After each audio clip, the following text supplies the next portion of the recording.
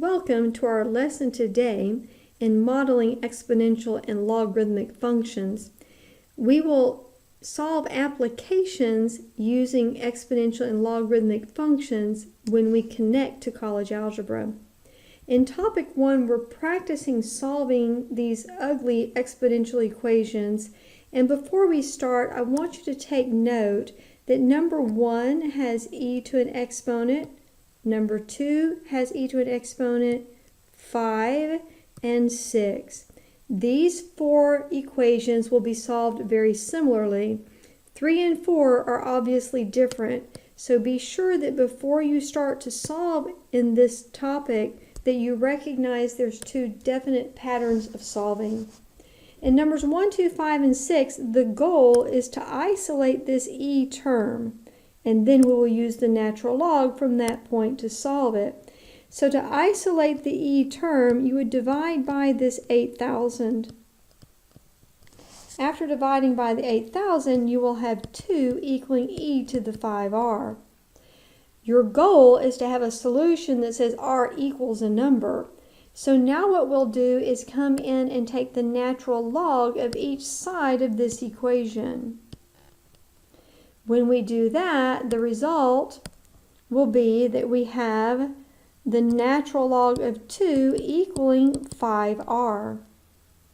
Then to solve for r, we divide by 5, which is the solution to this question.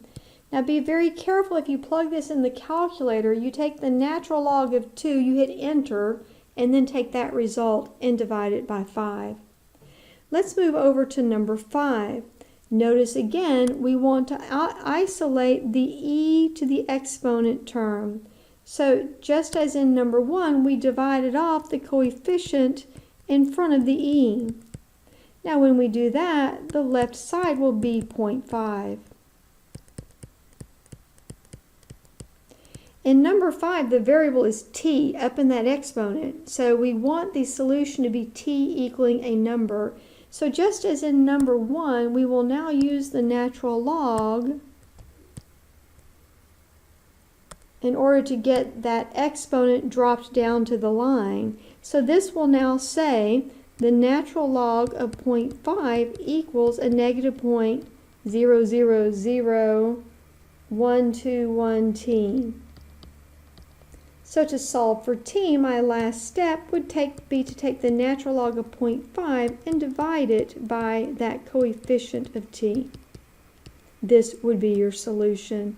Being very careful when you enter the calculator that you take the natural log of 0.5 first, hit enter, and then divide that result by the 0.00121. Number 3 and 4 differ from the others we have done because there is no exponential or e function. However, we still want to isolate the parentheses to the exponent here, kind of like where the e was located in those other 2 examples. So we begin, like on number 4, by dividing off that 10,000.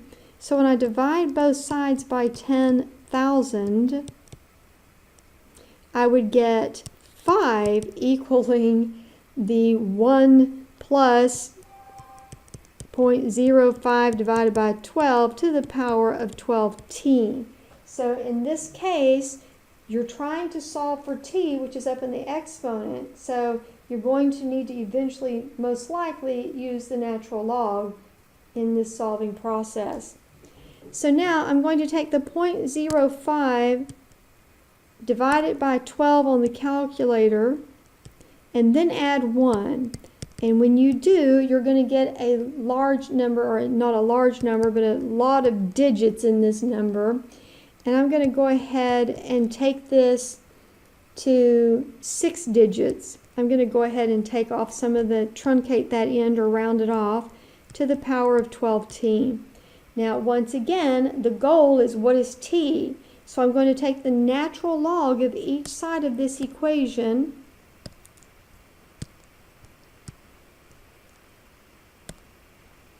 so then my result is that I have the natural log of 5 equaling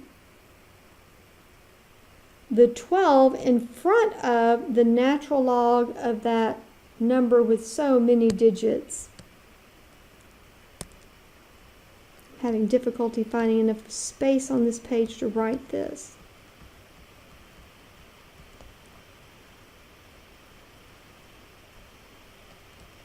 So don't forget you're solving for t, and my 12t now is in front of that natural log.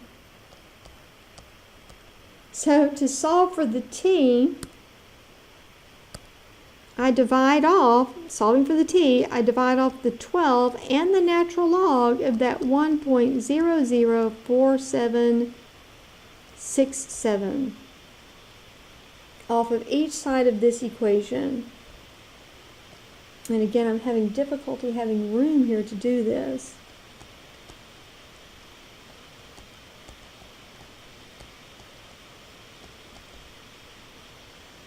It's a bit messy there, but I think you can get the point. So the left side looks terrible, but it is what t equals, and it equals the natural log of 5. Goodness, I'm having such difficulty. So your t equals the natural log of 5 over 12 times the natural log of this number, 1.004167. So you can see the pattern of solving by using the natural logarithm. Let's move down to topic 2 for some applications. This will be your modeling portion of this section. We have this given equation which is used for compound interest. So we're moving into some financing kind of questions. So anytime you have compound interest, this is your formula. Remembering that A is your amount after time, and your P is your principal, which is your original amount.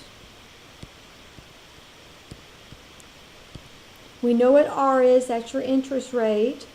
We know what T is, which is the time in years. And N is the number of compounds each year.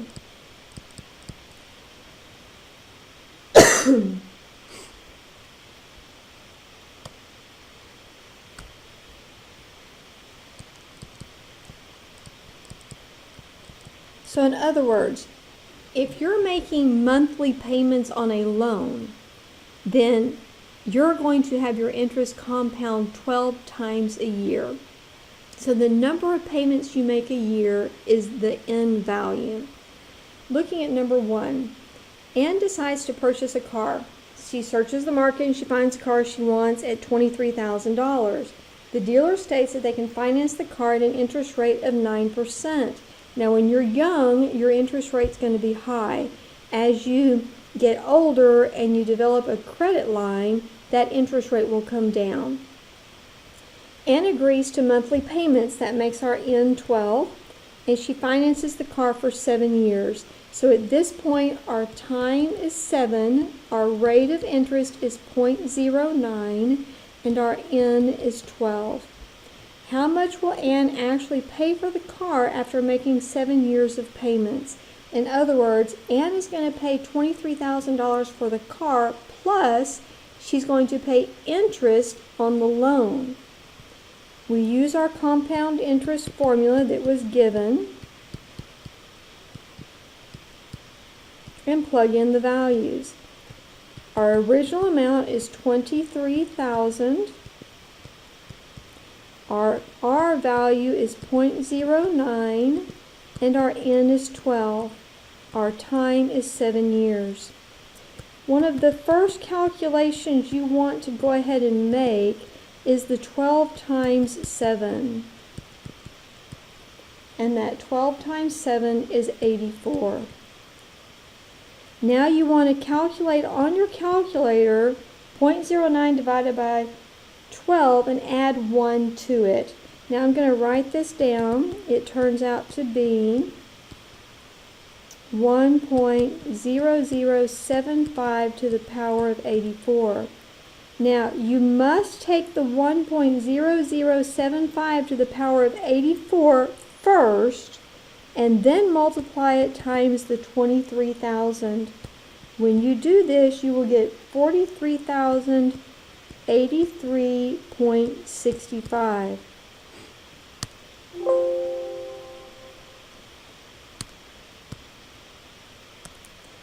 What this means is that Anne will end up paying $43,083.65 for this car after she has made her 84 payments over a 7-year period.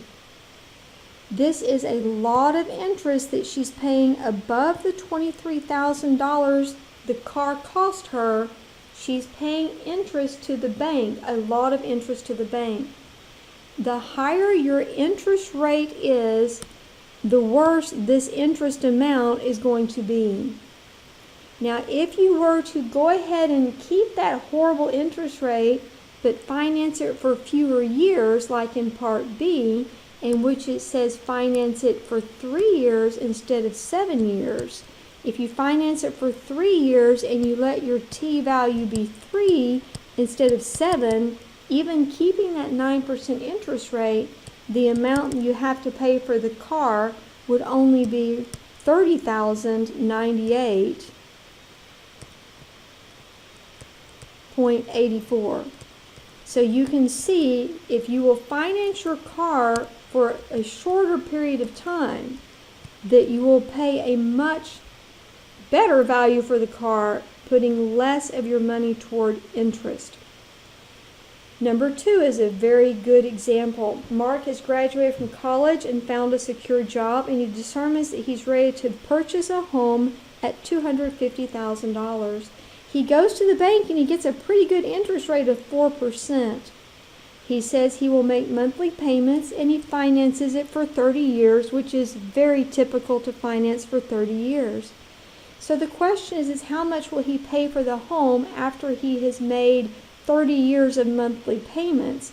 This is similar to the car above, using the same compound interest formula. So his original amount is $250,000. He got a nice 4% interest rate, and he's making monthly payments, but his time now is 30 years. So his N is 12 because he's making monthly payments. His time is 30 because pretty much everybody finances a home for 30 years except for a math teacher. His interest rate is 0.04, and let's see what this turns out to be. So he has $250,000 times 1 plus 0.04 over 12. Well, this is going to turn out to be a bunch of 3s or repeating 3s.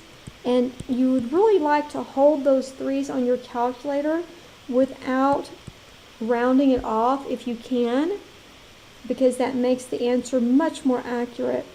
Remember, you want to calculate the exponented value in the calculator first, such that your last computation is to multiply it times the 250,000.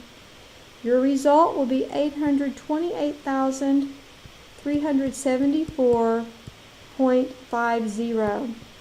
So his $250,000 home, after making 360 payments with a 4% interest rate, turns out to be an $828,000 home. This is a very frustrating situation, because if you calculate the interest he paid to the bank, which would be what he actually paid for the home to the bank, minus the original price of the home, you will see that his interest amount that he paid was he paid $578,000 in interest for this home. A way to try to avoid paying such a high amount of interest would be to finance the home for less than 30 years. In other words, try to only finance a home for 15 to 20 years, and you can do that by making a large down payment on the home by saving some money before you purchase a home. Now, the connection to college algebra on number 1, another application, refers to the population in Mexico. It says it was 102.8 million people on January 1 of year 2000, and then 127 million on January 1 of 2015. It gives us this basic form of a function and asks us to determine the value of k in this form of the function.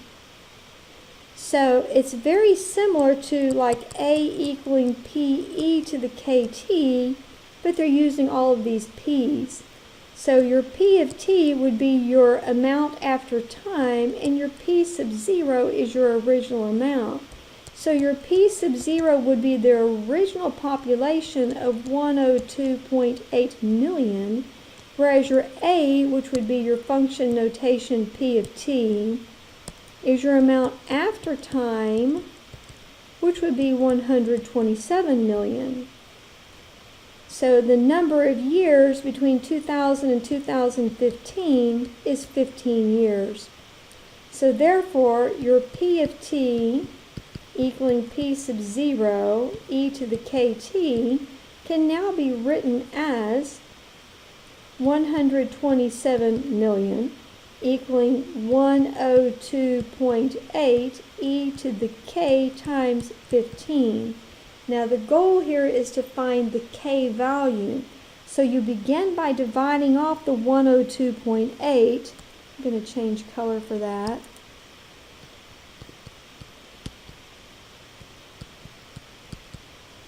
So that you're isolating your exponential or your e term. So I'm going to round this off to 5 decimal places. And instead of e to the k 15, I'm going to write it as 15k. Now since my goal is to solve for k, here is where I use the natural log. I take the natural log of each side of this equation, and when I do that, the right side becomes 15k.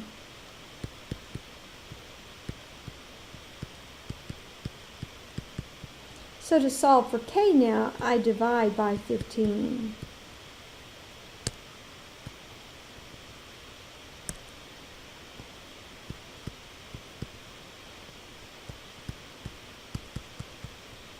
It does say in this question that we can round this off to 5 decimal places. So when you place that into your calculator, we're going to result in a 0.01409. So the first question was to find k. We found it. So now we can write this given equation as instead of e to the kt as e to the 0.01409t. So the second part of the equation says use this model or this new equation to predict the population of Mexico in year 2030. Well, we go back to our original amount, which was 102.8 million people, e to the 0.01409, and the year 2030 means that t is 30 years after the year 2000.